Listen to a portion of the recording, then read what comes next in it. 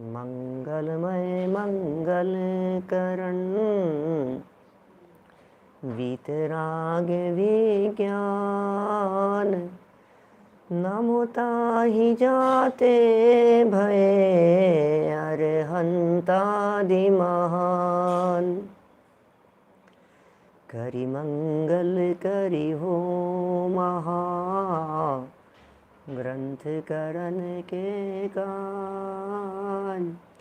जाते मिले समाज सब पावे निज पद राज, पावे निज पद राज। इस भवतरु का मूल एक जानहु मिथ्या भाव। ताको करि निर्मूल अब करिए मोक्ष उपाव, करिए मोक्ष उपाव। मोक्ष मार्ग प्रकाशक नामक ये ग्रंथ है। आचार्य कल्प पंडित प्रवर टोडरमल जी साहब की अनुपम रचना। 7वां अध्याय निश्चयाभासी जीव का प्रकरण। निश्चयाभासी जीव के प्रकरण में भी उसकी स्वच्छंदता की चर्चा। पुण्य छोड़ता है, पाप में लग जाता है, ऐसा मानता है, ऐसा समझता है कि पुण्य करने लायक नहीं है, शुभ भाव करने लायक नहीं है, शुद्ध की प्राप्ति हुई नहीं है और अशुद्ध की तरफ गमन कर रहा है। अशुद्ध तो शुभ और अशुभ दोनों ही हैं, लेकिन इसका प्रवर्तन अशुभ भाव की तरफ होता हुआ दिखाई देता है। यह इसकी स्वच्छंदता है। आज 5वीं मान्यता की तरफ हमें आगे बढ़ना है। कल तक इसकी 4 प्रकार से स्वच्छंदता की चर्चा हम यहाँ कर चुके हैं। कैसा व्यक्ति है सोचो आप। क्या कभी ऐसा विकल्प आता है आपको शास्त्राभ्यास बेकार है, शास्त्र नहीं पढ़ना चाहिए, द्रव्य गुणस्थान आदि की चर्चा मत करो, तपश्चरण आदि करेंगे तो क्लेश हो जाएगा, खामखा का क्लेश क्यों करते हो, पीड़ा होती है, कष्ट होता है, तकलीफ होती है, एक टांग पर खड़े रहो, उपवास करो, भूखे रहने में कष्ट होता है, ऐसा लगता है। कभी व्रताधिक में ऐसा लगता है अरे भाई ये तो आश्रव हैं, ये तो बंध हैं, ये तो बंध के कारण हैं, ऐसा फील होता है। यदि ऐसा कभी फील होने लगे तो निश्चयाभासी जीव की स्वच्छंदता को याद कर लेना। हमारे में ऐसी स्वच्छंदता नहीं होनी चाहिए।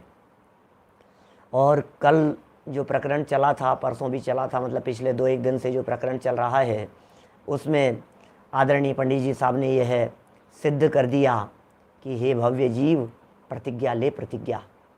बिना प्रतिज्ञा के काम नहीं चलेगा। मैं निभा रहा हूँ, मेरे निभ रहा है, अच्छे से फॉलो कर रहा हूँ, नहीं चलेगा काम। आपको प्रतिज्ञा लेनी पड़ेगी, आपको नियम लेना पड़ेगा, संयम आपके जीवन में होना चाहिए। ये बातें काफ़ी दृढ़ता से यहाँ कह दी गई। आज देखिए 205 नंबर पेज पर एक 5वीं मान्यता जो इस जीव की है, स्वच्छंदता जो है वो क्या है। तथा वह पूजन आदि कार्य को शुभाश्रव जानकर हेय मानता है। तो साहब शुभाश्रव नहीं है क्या पूजन आदि कार्य? क्या आपको क्या लगता है, ये पूजन आदि कार्य शुभाश्रव नहीं है क्या? ये तो आश्रव है ना, शुभ भाव तो आश्रव है ना। पूजन कार्य के अंदर लगेंगे हम, प्रभावना के कार्यों में लगेंगे तो आश्रव ही तो होगा। पाप आश्रव नहीं होगा, पुण्य आश्रव होगा, लेकिन आश्रव तो होगा ना। तो पूजन आदि कार्य को शुभ आश्रव जानकर हेय मानता है। कौन? वह मतलब कौन? निश्चयाभासी। वह मतलब कौन? स्वच्छंदी। क्या? जो जीव स्वच्छंदी है, जो जीव निश्चयाभासी है, जो जीव एकांतवादी है, जो जीव समझ लीजिए आप भ्रष्ट हो रहा है, क्या, जो जीव खोटी गतियों, खोटे मार्ग में लगा हुआ है, गलत जगह पर चला गया है, अनिल भाई दोषी, बराबर है ना बात। ये शुभाश्रव को हेय मानता है।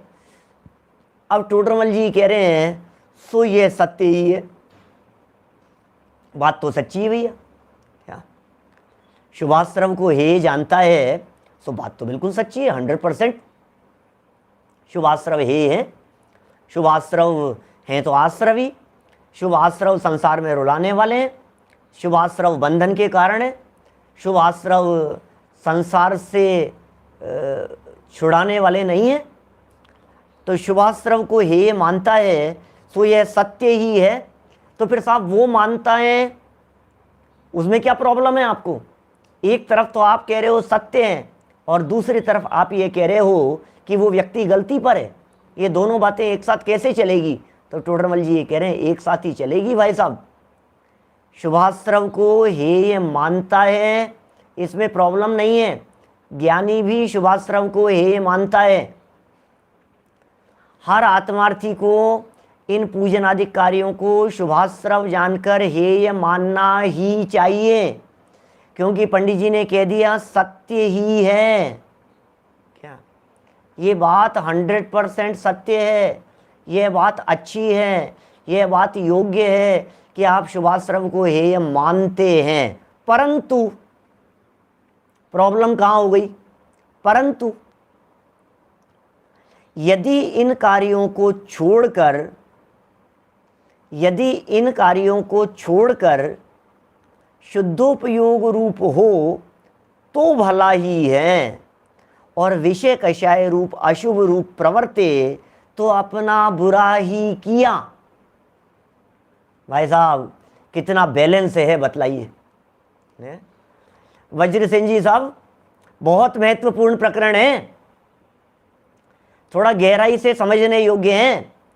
एक पक्षी बात नहीं चलती है, अनेकांत है, वस्तु स्वरूप है। यहाँ टोडरमल जी हमारे सर पर बैठे हैं, टोडरमल जी कुछ दिशा निर्देश दे रहे हैं। कहीं ऐसा न हो जाए कि हम किसी गलत फहमी के शिकार हो जाएं। कितना स्पष्ट शब्दों में कह रहे हैं भाई, बात तो 100% सच्ची है कि शुभाश्रव हेय है। क्या शुभाश्रव हेय है? हेय है, हेय है, हेय है, 100% हेय है, नो डाउट, कोई शंका करने की गुंजाइश नहीं है इसमें। शुभाश्रव हेय मतलब छोड़ने लायक, शुभाश्रव छोड़ने लायक है, अपनाने लायक नहीं है। शुभाश्रव गले लगाने लायक नहीं है। शुभाश्रव जब तक बने रहेंगे तब तक मुक्ति नहीं है, 100% सच्ची बात है। परंतु अब यदि हेय मानकर इनको छोड़ देगा तो बता तो सही भैया, तू करेगा क्या? ये तो बता। स्वच्छंदी है ना, ये निश्चयवासी जीव स्वच्छंदी है ना, पूजन तो करता नहीं है, शुभाश्रव जान करके हेय कहता है और फिर क्या करता है? विषय कषाय में चला जाता है। भाई यदि इन पूजन आदि कार्यों को छोड़कर यदि तू धर्म ध्यान में लगे, यदि शुद्धोपयोग रूप प्रवर्तन हो जावे, तब तो तेरा यह मानना सार्थक है। क्या? और यदि इसे शुभाश्रव जानकर इसे छोड़कर यदि अशुभ में प्रवर्तन करे, विषय कषाय रूप प्रवर्तन करे, तब तो बुरा ही होगा। पूजन करने के लिए क्यों नहीं आए भाई साहब? अरे क्या दम है पूजन करने में? क्या भाई साहब विधान हो रहा था, आप आए नहीं? अरे यार पूजन विधान है तो आश्रवी, क्या दम है?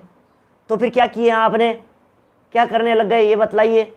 अरे भाई जिन मंदिर में यदि आकर भगवान का प्रक्षाल नहीं करेगा तो घर में बच्चों का स्नान कराएगा। यदि तू जिन मंदिर आकर के देव दर्शन नहीं करेगा तो घर में बैठ करके दूरदर्शन देखेगा। बता, यदि जिन मंदिर आकर के स्वाध्याय आदि नहीं करेगा तो फिर क्या करेगा? घर बैठ करके न्यूज़पेपर पढ़ेगा, उपन्यास पढ़ेगा। बोलो। टोडरमल जी कह रहे हैं भाई तू बता तो सही, हेय है, बात बिल्कुल बराबर है। क्या हम जानते हैं, हम भी कह रहे हैं हेय है, हम सिद्ध करेंगे। अभी इसमें अटकने का निषेध करेंगे हम, क्योंकि आगे चलकर जब व्यवहाराभासी का प्रकरण प्रारंभ करेंगे तो फिर खींच करके लगाएंगे। माने टोडरमल जी साहब यही सिद्ध करेंगे, भैया अटकना मत, भैया यहाँ उलझ मत जाना, भैया शुभाश्रव में अटक मत जाना, भैया शुभाश्रव के अंदर यदि तू अटक गया तो शुद्धोपयोग नहीं हो पाएगा। भैया मोक्ष मार्ग अवरुद्ध हो जाएगा। भैया मोक्ष मार्ग रुक जाएगा यदि तू यहीं रुक गया तो। ये रुकने के लिए नहीं है, ये मार्ग है, ये मंजिल नहीं है, ये रास्ता है, महल नहीं है। अटक गए, जो अटक गए हैं वे व्यवहाराभासी हैं और जो भटक गए हैं वे निश्चयाभासी हैं। 2 वाक्य कह दिए मैंने। जो शुभाश्रव में ही अटक गए वे व्यवहाराभासी हैं और जो शुभाश्रव को हेय मानकर कहीं और चले गए, शुद्धोपयोग की प्राप्ति हुई नहीं, वे भटक गए। एक अटकने वाले हैं, एक भटकने वाले हैं। भैया हमें न तो भटकना है और न अटकना है, हमें तो सुलझना है। ये जिन मार्ग सुलझने के लिए है। किया क्या आपने ये तो बताओ। इसे छोड़ देंगे आप। देखो छोड़ने योग्य है, यह मान्यता प्रति क्षण अपने अंतर में रखने योग्य है। ये शुभाश्रव छोड़ने योग्य है। कब कब छोड़ने योग्य है? छोड़ने योग्य है यह मान्यता अभी अभी अपनाने योग्य है। इस समय ये मान्यता होनी चाहिए। अभिप्राय में बराबर ये बात चलनी चाहिए कि शुभाश्रव है। अभिप्राय में बराबर ये बात चलनी चाहिए कि पूजन प्रभावनादि कार्य में भी अटकना नहीं है। अभिप्राय में बराबर ये बात बैठनी चाहिए। लेकिन अभिप्राय में ये बात बैठ जाने पर इन सब को छोड़कर पाप भाव में लग गया तो क्या करें? बोलो। इनको तो छोड़ दिया और मंजिल मिली नहीं तो क्या होगा? भैया सुन, जब तक ऊपर वाली सीढ़ी पर कदम न हो तब तक नीचे वाली को छोड़ना मत। या नीचे वाली को छोड़ने का मतलब ये ऊपर वाली सीढ़ी को ग्रहण करना। नीचे वाली सीढ़ी को छोड़ दिया, ऊपर वाली सीढ़ी को पकड़ा नहीं तो क्या होगा? धड़ाम से नीचे गिर जाएगा। ये जो सर्कस चलते हैं ना, सर्कस में क्या करते हैं? वो उन सर्कसों की बात कर रहा हूं, ऐसे झूलों की, जहां इधर से छोड़ करके आगे पकड़ लेता है। यदि इसको छोड़ करके झूलता हुआ सर्कस खेल दिखाता हुआ व्यक्ति इधर से छोड़ा और आगे उसको पकड़ा नहीं तो क्या होगा? नीचे गिर जाएगा। कि नहीं साहब छोड़ूं कि नहीं छोड़ूं, छोड़ूं कि नहीं छोड़ूं। यदि छोड़ेगा नहीं तो रहेगा इधर, और छोड़ करके आगे को पकड़ेगा नहीं तो गिरेगा नीचे। शुभाश्रव को हे जानकर छोड़ना, लेकिन छोड़ करके शुद्धोपयोग को अपनाना। यदि शुद्धोपयोग को अपनाए तो टोडरमल जी कह रहे हैं तो भला ही है। देखो सेकंड लाइन 205 पेज की इस पैराग्राफ की। यदि इन कार्यों को छोड़कर, इन कार्यों में क्या क्या लगाना भाई साहब? पूजन आदि कार्य दिए ना, इसका मतलब पूजन भी लगा लेना, व्रत भी लगा लेना, और क्या क्या लगाना? प्रभावन आदि कार्य लगा लेना, जिन मंदिर में अनुष्ठान आदि कार्य लगा लेना, जो जो कार्य आप कर रहे हो स्वाध्याय आदि कार्य लगा लेना, सुनना सुनाना आदि कार्य लगा ले। ये सारे कार्य जिनको जगत में धर्म दृष्टि से लोग करते हैं वे सारे कार्य क्या नहीं? ऐसा नहीं है भाई साहब। आप ऐसा सोच रहे हैं कि निश्चयाभासी जीव मान्यता में ही हेय मानता है और अंतरंग में इन्हें उपादेय मानता है। ऐसा नहीं है, ऐसा नहीं है। अंतरंग में उपादेय मानने वाला तो व्यवहाराभासी हो जाएगा। ये हेय जानता भी है, ये हेय मानता भी है, ये हेय स्वीकार भी करता है, लेकिन हेय अधिक स्वीकार करके अशुभ में प्रवर्तन करता है।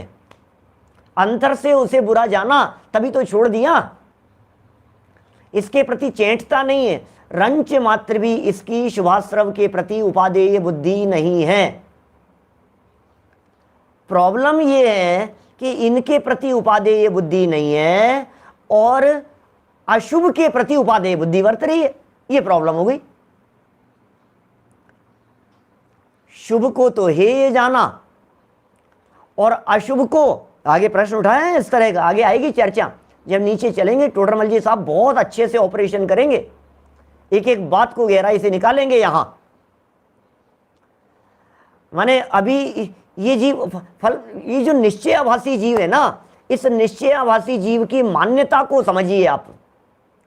क्योंकि यदि अंतरंग में उसे भला जानता, इस शुभाश्रव को भला जानता, अंतर में भला जानता, तो फिर इसे छोड़ता क्यों? क्या अंदर में इसे भला जानने वाला, भला मानने वाला व्यक्ति, वो तो व्यवहाराभासी है। वो व्यवहाराभासी जीव की जब मान्यता की चर्चा करेंगे अपन, तो कहेंगे ऊपर ऊपर बोलेगा हाँ साहब शुभाश्रव यही है, लेकिन करना तो चाहिए भाई साहब, क्या करें, इसको नहीं करेंगे तो क्या होगा? तो उसके अंतर के कोने में कहीं ना कहीं बैठा हुआ है। मतलब यदि अपन अपने आप को टटोलने की कोशिश करें ना कहीं, तो व्यवहाराभास का पुट दिखाई देगा। निश्चयाभासी होने के चांस कम है, व्यवहाराभासी होने के चांस ज़्यादा हैं। तो चलेगी चर्चा विस्तार से, है ना। आप लोग तो सब नियमित श्रोता हैं, तो रेगुलर जो चर्चा चल रही है धीरे धीरे बात ख्याल में आएंगी, और विस्तार से जब करेंगे चर्चा। अपने दिल के कोने में देखिए, हम बोलते क्या हैं? हम कह रहे हैं शुभाश्रव हे है। अब अपनी बात करो, हम बोल ही रहे हैं कि शुभाश्रव हे है, हम ये कह रहे हैं अरे यार शुभाश्रव में कुछ दम नहीं है, शुभाश्रव छोड़ने लायक। बोल तो ये रहे हैं, लेकिन दिल के कोने में कहीं ना कहीं ये बैठा हुआ है कि नहीं नहीं यार तो अच्छा है। अब देखो, ये बोलते हुए भी अंतर कोने में जो ये छिपी हुई है, दबी हुई है बात, काम तो अच्छा ही कर रहा हूँ, प्रवचन कर रहा हूँ तो क्या गलत कर रहा हूँ, प्रवचन सुन रहा हूँ तो क्या गलत कर दिया, रोजाना पूजन कर रहा हूँ, पक्षाल कर रहा हूँ तो कोई गलत थोड़ी ना कर रहा हूँ। वो जो अंदर में बैठा हुआ है क्या, वो व्यवहाराभास है। चलिए, अभी तो अपनी यहाँ निश्चयाभास की चर्चा चलेगी 5-7 दिन और, अभी इतने दिन तो चलनी है, 5-7 दिन। तो देखिए, पूजन आदि कार्यों को शुभाश्रव जानकर हे मानता है, सो सत्य ही है, बात तो सच्ची है, क्योंकि बात तो सच्ची करता है। क्या ये जीव बात तो सच्ची करता, बात तो व्यवहाराभासी भी सच्ची करेगा, बात तो निश्चयाभासी जीव भी सच्ची करेगा। क्यों? क्योंकि टोडरमल जी ने जब ये प्रकरण प्रारंभ किया था 197 नंबर पेज पर, तो वहां यह कहा था भैया जैन है, जिन आज्ञा मानते हैं। 193 पर 193 नंबर पेज पर जब ये चर्चा की थी, तो टोडरमल जी साहब ने क्या कहा था जब ये प्रकरण निश्चयाभासी का प्रारंभ किया? जो जैन है, जैन कुल में पैदा हुए हैं और जिन आज्ञा मानते हैं, इसका मतलब निश्चयाभासी जीव की सारी बात कौन सी है? जो जिन आज्ञा मानने वालों की है। व्यवहाराभासी जीव कौन है? जो जिन आज्ञा मानते हैं। उभयाभासी कौन है? जो जिन आज्ञा मानते हैं, लेकिन जिन आज्ञा में उतना ही मानते हैं जितना अपने अपनी अभिप्राय और अपनी मान्यता है, उतना ही मानते हैं। क्या बोलो, समझ में आ रही है क्या बात? कितनी कितनी मार्मिक बात कहना चाहते हैं, बहुत गहराई से विचार करना। पंडित जी साहब क्या कह रहे हैं? जिन आज्ञा को तो मानता है, लेकिन जिन आज्ञा को एक पक्षी मानता है। बोलो, आपके बच्चे आपके आज्ञाकारी हैं या नहीं है? बिल्कुल आज्ञाकारी हैं। पंडित जी क्या बात कर रहे हो? हमारे घर में तो हमारे बच्चे आज्ञा मानते हैं, हमारे कहे अनुसार चलते हैं, हमारे निर्देशन में चलते हैं। तो पता है मैं क्या कहना चाहता हूँ? आपके बच्चे आपकी उतनी ही आज्ञा मानते हैं जितनी आपकी आज्ञा उनके मन माफिक होती है, बस। अब आपके द्वारा दी गई आज्ञा उनके मन माफिक जब जब होती है, तब तब वे मानते रहेंगे। और हो सकता है 99% आपकी आज्ञा उनके मन माफिक होती हो, तो 99% वो आपकी बात को मानते हैं। तो बोलो, आपके आज्ञाकारी है या नहीं है? अब हमें तो भ्रम हो जाता है, हम तो ये लगते हैं अरे बच्चे तो हमारी आज्ञा में चलते हैं, तो बच्चे तो हमारे बहुत आज्ञाकारी हैं। वैसा पंडित जी हमसे पूछ के करते हैं कोई भी काम। लेकिन क्या कह रहे हैं टोडरमल जी? 100% नहीं है ये बात। एक बात उनके विरुद्ध कह करके देख लो, आपको पता लग जाएगा कितने आज्ञाकारी हैं। एक बात आप ऐसा बोल करके देख लो जो उनके मन में नहीं है, जो वे चाहते थे उसके विपरीत है, तो आपको पता लग जाएगा वास्तु स्थिति क्या है। देखिए कितने आज्ञाकारी हैं। थोड़ा पलट करके, थोड़ा आज मेरे कहने से एक्सपेरिमेंट करने के लिए ही वे कुछ बात कह रहे हो और तुम उनके विपरीत कोई बात कह करके देखो जरा, तो पता लग जाएगा। ऐसा ही है उल्लास भाई, अपने फेवर की होते हैं उतना ही मानते हैं, बस। अच्छा सुनो, बच्चों की छोड़ो, हम अपने माँ बाप की क्या मानते हैं? आपने अपने माता पिता की कौन कौन सी बातें मानी? है? सोचना जरा दिल पर हाथ रख करके, कितनी ही बातें ऐसी नहीं थी जो हमने अपने माता पिता की नहीं मानी। क्यों नहीं मानी? आप तो आज्ञाकारी थे ना, आपके बच्चे तो नहीं है, चलो कोई बात नहीं, हो या नहीं हो जो भी है स्थिति, हम तो आज्ञाकारी थे, हम तो 100%, हम तो भाई साहब, हाँ, अपने माता पिता का बहुत रेस्पेक्ट करते थे पंडित जी हम तो। आजकल के बच्चे क्या करेंगे इतनी रेस्पेक्ट? हमने हमारे माता पिता की बहुत रेस्पेक्ट की और बहुत इज्जत करते थे, बहुत सम्मान करते थे। उसके बावजूद भी मैं आपसे कहना चाह रहा हूँ, उसके बावजूद भी आपसे पूछना चाह रहा हूँ, क्या आप उनकी 100% मानते थे? बोलो। नहीं। कई बातें ऐसी होती होगी जहां आपके विचार आपके पिताजी से नहीं मिलते होंगे, तो नहीं मानते होंगे। इसका मतलब सीधी सी बात यह है, कोई किसी की नहीं मानता है, हर व्यक्ति अपनी अपनी ही मानता है, किसी को दूसरे की नहीं माननी है, सबको अपनी माननी है, सबको अपनी मर्जी चलानी है। सुरेंद्र जी भाई साहब सही कह रहा हूं कि नहीं? आपके पुत्र आज्ञाकारी हैं, सौधर्म इंद्र, हमें पता है, लेकिन उसके बावजूद भी कई बार ऐसा होता है जब मन नहीं मिलते हैं, जब विचार नहीं मिलते हैं। क्या बात करेंगे आप?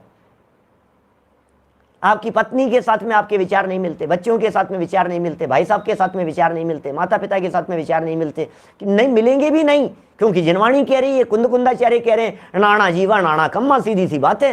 ना अलग अलग जीव हैं, अलग अलग उनके परिणाम हैं, अलग अलग उनके विचार हैं, कैसे मिलेंगे? मिल ही नहीं सकते। अलग अलग गतियों से आए हैं, अलग अलग जगह पर जाना है, मिलेंगे कैसे विचार? अरे दो व्यक्तियों के दोनों के विचार एक जैसे मिलने लग जावे तो दोनों की एक जैसी गति हो जावे, दोनों मर करके एक ही जगह पर चले जावे, दोनों मर करके एक साथ ही जन्म ले लेवे, लेकिन कैसे मिलेंगे? कैसे? अलग अलग जगह से आए हो, अलग अलग जगह पर जाना है, इसलिए 100% मिलेगी नहीं। नियम सार की 156 गाथा है। बोलो। बिल्कुल स्पष्ट शब्दों में ये बात समझ लीजिए। तो हम जिनवाणी के आज्ञाकारी हैं या नहीं है? लौकिक माता पिता का उदाहरण दिया, अब जिनवाणी माता और अरहंत पिता के ऊपर उस बात को लागू करके देखिए। हम जिनवाणी माता और अरिहंत पिता के आज्ञाकारी हैं या नहीं है? बिल्कुल आज्ञाकारी हैं साहब। निश्चयवासी आज्ञाकारी है या नहीं है? बिल्कुल आज्ञाकारी है, आज्ञा मान रहा है। जिनवाणी की आज्ञा यह है कि शुभाश्रव को हेय जानो, शुभाश्रव को अपनाना नहीं, शुभाश्रव चैंठने लायक नहीं है, जिनवाणी की आज्ञा है। मान लिया? मानता है निश्चयवासी जी, प्रॉपर मानता है बिल्कुल। लेकिन जिनवाणी की जो दूसरी आज्ञा है कि भैया जब तक शुद्धोपयोग न हो तब तक शुभ में प्रवर्तन करना ही योग्य है, इस बात को नहीं मानता। ये प्रॉब्लम हो गई। देखो जरा नीचे नीचे वाक्य पढ़ करके सुनाता हूं पहले आपको। क्या? इसलिए देखो नीचे से तीसरा पैराग्राफ, बीच में छोड़ करके पढ़ रहा हूं आपको, कल फिर बात जब करेंगे अपन तब वापस उसके बारे में डिटेल में देखेंगे। अभी देखना नीचे से तीसरा पैराग्राफ। इसलिए मिल गया क्या? शुद्धोपयोग न हो तब अशुभ से छूटकर शुभ में प्रवर्तना क्या है? योग्य है। टोडरमल जी क्या कह रहे हैं? अशुभ से छूटकर शुभ में प्रवर्तना योग्य है। कि साहब शुभ तो है, आप क्या बात कर रहे हो? क्या होगा है, लेकिन प्रवर्तना योग्य है। भाई साहब जब तक आपको हमारे कोई शुद्धोपयोग नहीं हो तब तक शुभ में प्रवर्तना योग्य है, और तब तक क्या, मैं इसकी और जब व्याख्या डिटेल में करूंगा तो मैं ये समझाऊंगा, तब तक नहीं, शुद्धोपयोग हो जाने के बाद भी शुभ में प्रवर्तना योग्य। क्या बात कर रहे हो साहब? शुद्धोपयोग हो जाने के बाद भी? टोडरमल जी लिख रहे हैं ना, क्योंकि शुद्ध के अंदर तुम अनंत काल रहोगे, वो सिद्ध दशा में। शुद्ध में अनंत काल, इस पंचम काल में रहने की योग्यता नहीं है। शुद्ध में लंबे समय तक रह नहीं सकते हो। मैंने दो महीने 4 महीने में कभी शुद्धोपयोग होगा, यदि हो जाएगा तो, सम्यक दर्शन हो जाएगा तो 2-4 महीने में कुछ अंतर्मूर्त मात्र के लिए हुआ।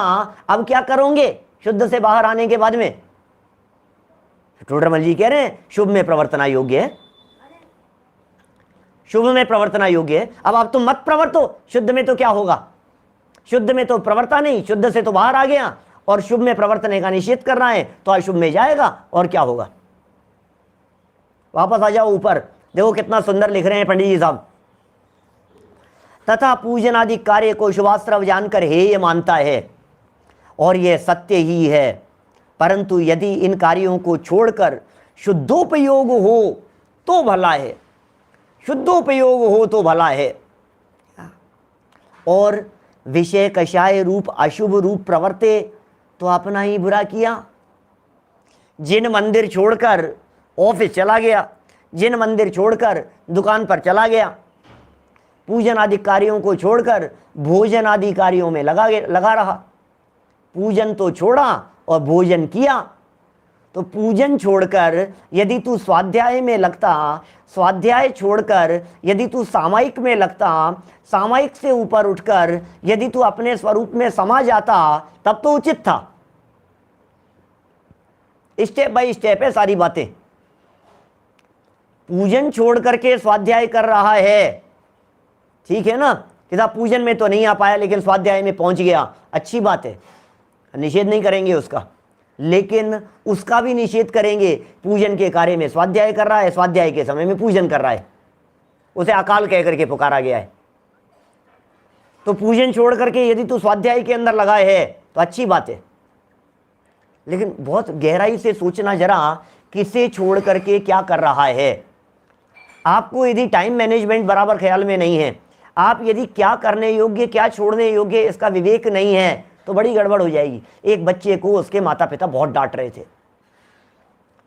नालायक, समझता नहीं है, अकल नहीं है बिल्कुल भी, क्या ये क्या तरीका है। इतने में कोई मेहमान आ गए, कोई सज्जन आ गए, कोई परिचित व्यक्ति आ गए, और उन्होंने पूछा क्या हुआ बेटा, क्या हो गया? कि मैं हिंदी पढ़ रहा था और पापा मम्मी डांटने लग गए, बहुत ज़्यादा चिल्लाने लग गए।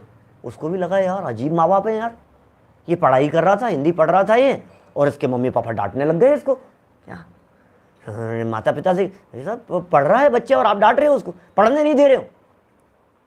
बाद में बात की तो पता लगा कल मैथ्स का एग्जाम है और हिंदी की किताब लेकर के बैठा है। अब बोलो क्या करें? पॉइंट समझ में आ रहा है आपके क्या कहना चाह रहा हूं मैं? साइंस का एग्जाम है और मैथमेटिक्स लेकर के बैठा है, मैथ्स का एग्जाम है और हिंदी लेकर के बैठा है, हिंदी का एग्जाम है और इंग्लिश की बुक खोल करके बैठा है। तो क्या कहेंगे बोलो? तो डांटेंगे नहीं तो क्या करेंगे उसे? और साहब देखो, देखने वाले को तो ऐसा लगेगा, क्या लगेगा, और साहब देखो पढ़ने के लिए मना कर रहे हैं, बेचारा पढ़ रहा था, पढ़ते हुए को डांटने लग गए। अरे भाई समझो तो सही, क्या देखने वालों को तो ऐसा लगेगा पूजन के लिए मना कर रहे हैं साहब, पूजन के लिए मना करने लग गए साहब, शुभाश्रम को हे बतलाने लग गए साहब जनवाणी में। ये लोग क्या करते हैं, सजल भाई ऐसा आरोप लगाते हैं, लेकिन हमारी जो डांट है वो डांट इसलिए है कि तू इसमें अटक गया, जो कार्य करने योग्य था उस काम को नहीं किया, जो प्रयोजनभूत कार्य था उस प्रयोजनभूत कार्य को छोड़ करके अप्रयोजनभूत कार्य में लग गया।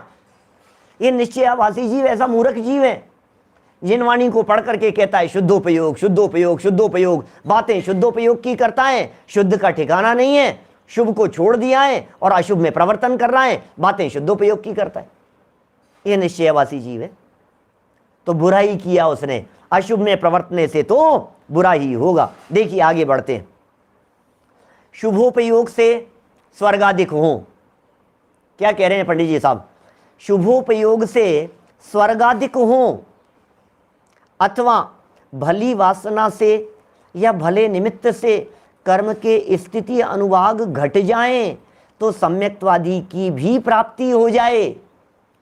तुम तो हे कह रहे हो उसको, टोडरमल जी यहां उसकी उपादेयपना सिद्ध कर रहे हैं, प्रवर्तन में उपादेयपना सिद्ध कर रहे हैं, मान्यता में तो तोड़ाएंगे उसके प्रति अपनापन।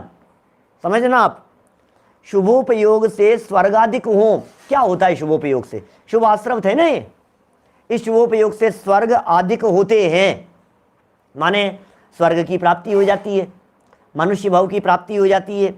शुभाश्रव से क्या होता है? इस शुभोपयोग से अनुकूल संयोग दिखाई देने लगते हैं, अथवा भली वासना से, भली वासना माने अच्छे परिणाम, उपयोग की तन्मयता, किसी एक विशिष्ट विषय में होना बराबर धारावाही रूप से वो वासना कहलाती है।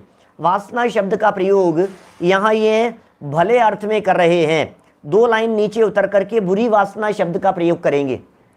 माने वासना शब्द का प्रयोग यद्यपि खोटे अर्थ में रूढ़ हो गया है, लेकिन उसके बावजूद भी यहाँ कह रहे हैं भली वासना, मतलब हमारा उपयोग निरंतर रमा रहता है, भक्ति में, पूजन में, स्वाध्याय में, आराधना में, आत्मस्वरूप के अवलंबन की तरफ यदि हमारा उपयोग लगा रहता है, रमा रहता है, तो ये कह रहे हैं भली वासना। क्या? भली वासना से या भले निमित्त से। भले निमित्त कौन से? देवगुरु धर्म का निमित्त मिल गया क्या? भले निमित्त से। भले निमित्त कौन? देव मिल गए, सच्चे देव मिल गए, जनवाणी मिल गई, जनवाणी सुनने का अवसर मिल गया, स्वाध्याय कर रहा है, थोड़ी बहुत रुचि मिल गई, साधर्मियों का समागम मिल गया, अच्छे आयोजन हो गए, शिविर लगा हुआ था तो भले निमित्त मिल गए, उपदेशदाता आ गए, विधान का आयोजन हो रहा था, पंचकल्याणक प्रतिष्ठा का आयोजन हो रहा था, तो कौन मिल गए? भले निमित्त। तो ये जो 2-3 बातें कह दी हैं, एक तो शुभोपयोग, भली वासना हो गई, और क्या हुआ? निमित्त भी भले मिल गए। तो इससे कर्म के स्थिति अनुभाग घट जाएं। क्या होता है इससे? कर्मों के स्थिति अनुभाग घट जाते। जब आप स्वाध्याय आदि क्रियाओं में प्रवृत्ति करते हैं, जब आप पूजन आदि कार्यों में प्रवर्तन करते रहते हैं, तो क्या होता है? बोलो। जब पूजन में प्रवर्तन करते हैं, भक्ति में प्रवर्तन करते हैं, स्वाध्याय में प्रवर्तन करते हैं, तो क्या होता है? बतलाइए। तो ये कह रहे हैं कर्म के स्थिति अनुभाग घट जाए, उस समय कर्म का स्थिति अनुभाग घट जाता है। स्थिति घटती है कर्मों की, अनुभाग घटता है, और जब कर्मों के स्थिति अनुभाग घटता है तो सम्यक्त्व की प्राप्ति भी हो जाए। सम्यक्त्व की प्राप्ति सुलभ हो जाती है कर्मों की स्थिति अनुभाग घटने से। क्या? बोलो। कर्म के स्थिति अनुभाग घटने से सम्यक्त्व की प्राप्ति सुलभ हो जाती है, ऐसा कह रहे हैं। टोडरमल जी लिख रहे हैं यहां वाक्य क्या है? वज्र सेन जी साहब, वाक्य क्या लिखा है यहां?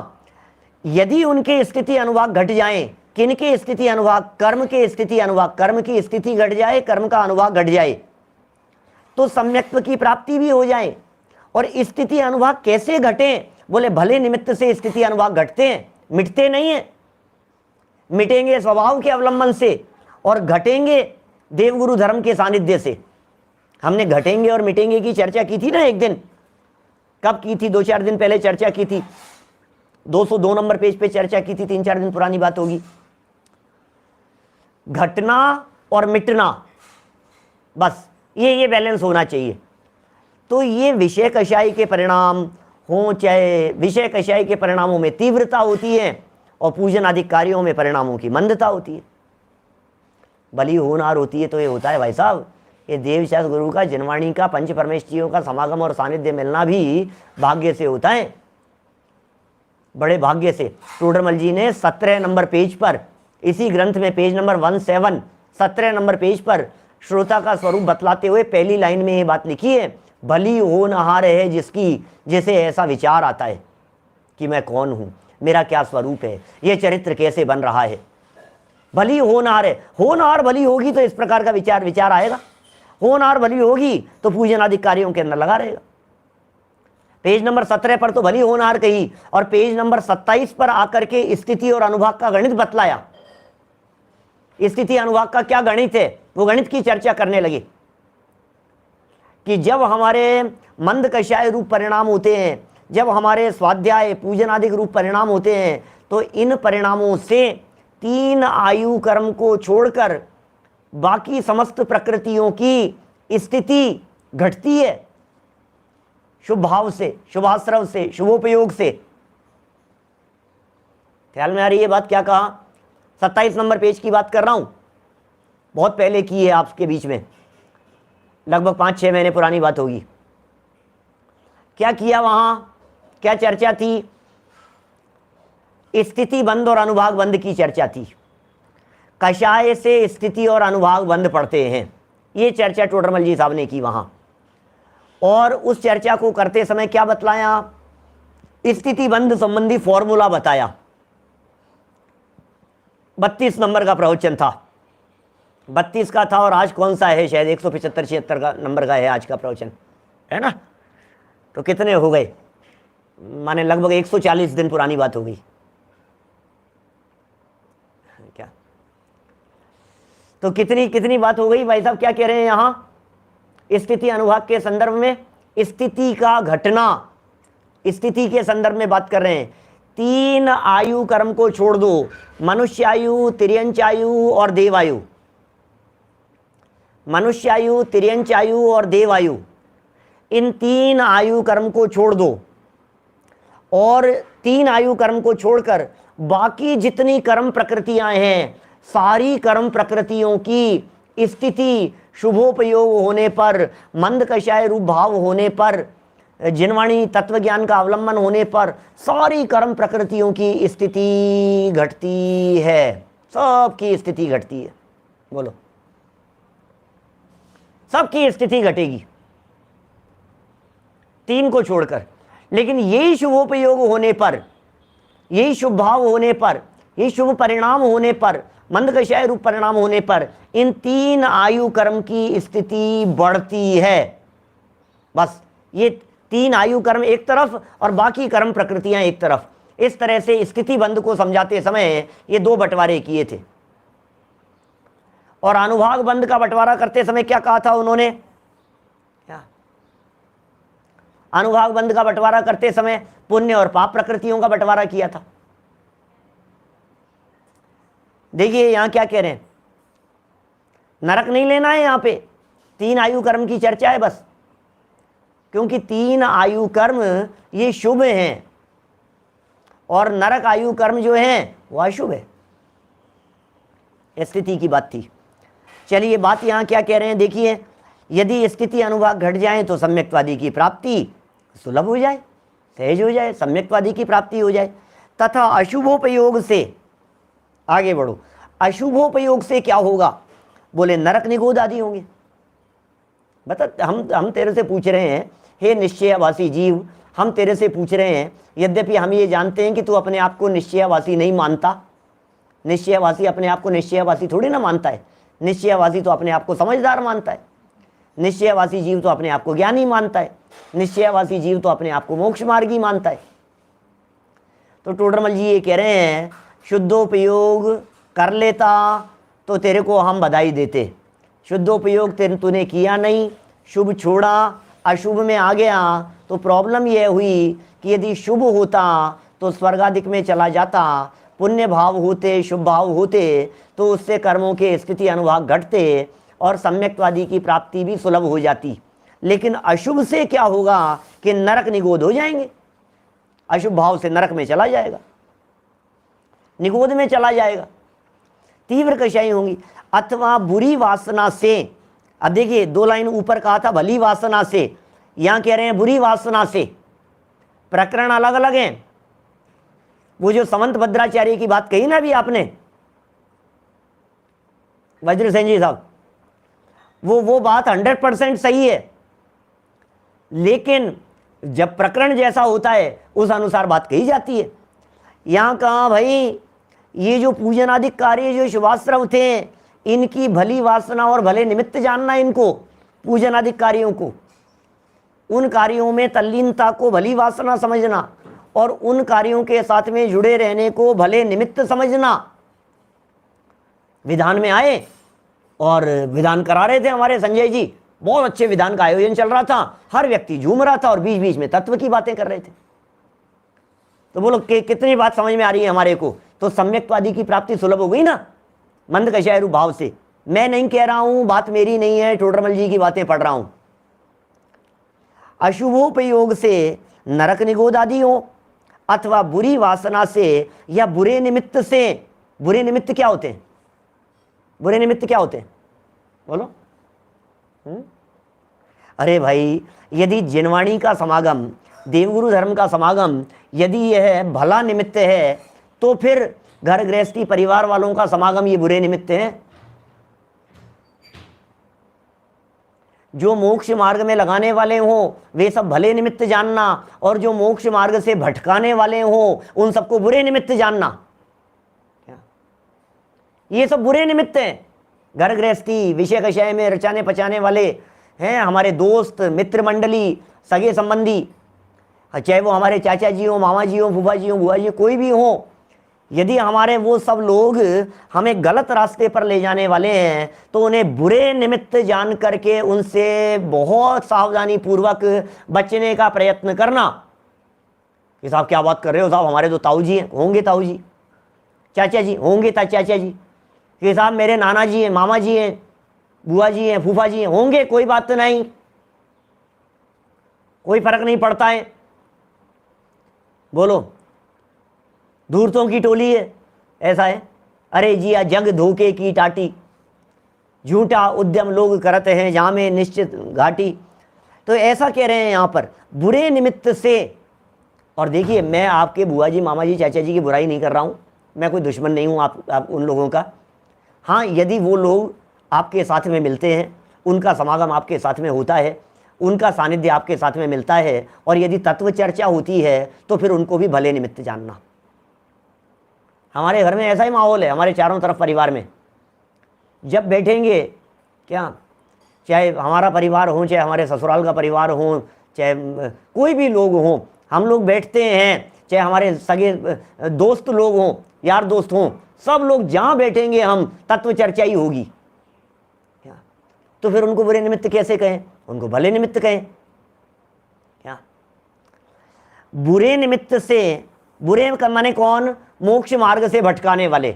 बुरे निमित्त माने कौन, संसार में रुलाने वाले। बुरे निमित्त माने कौन, जो बार बार में आपको ये बात कहे, चल यार मूवी देखने चलते हैं, चल यार घूमने फिरने चलते हैं, चलो यार थोड़ा मौज मस्ती करते हैं यार, तो समझ लेना बुरे निमित्त हैं।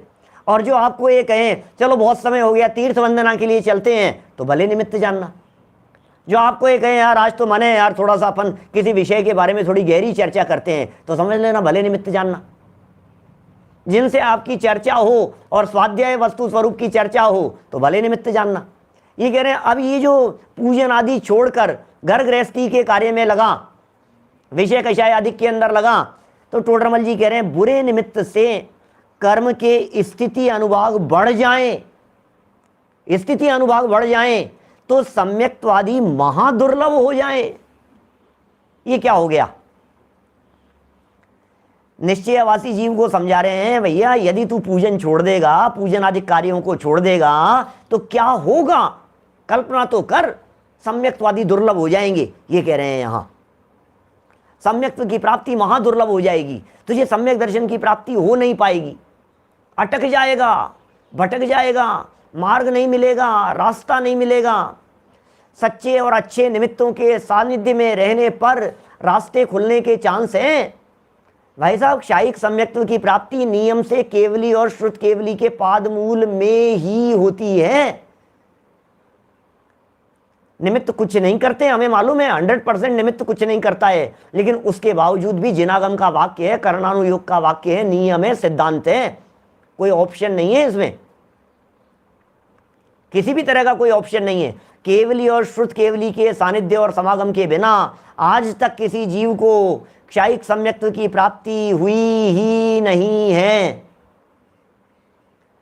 स्वयं तीर्थंकर बनने वाले जीवों को छोड़ देना उनका विधान अलग प्रकार का है।